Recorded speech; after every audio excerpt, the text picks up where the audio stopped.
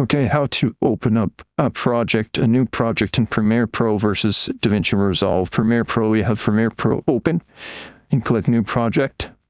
By default, it will be in your user's Documents Adobe Premiere Project folder.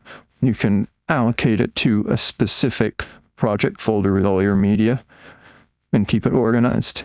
So that means when you open up the project, you go into the specific project files. So for DaVinci Resolve, it is slightly different. You open up DaVinci Resolve, open up your home, and what you have is a database, a local library that is allocated to your users, and then all your projects will be allocated within this window.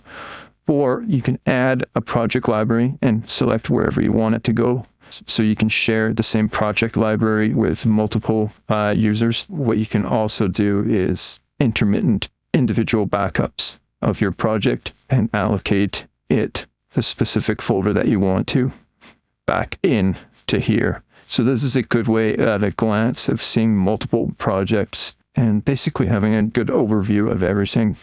But you can also back up individually or group backup or backup in the preferences.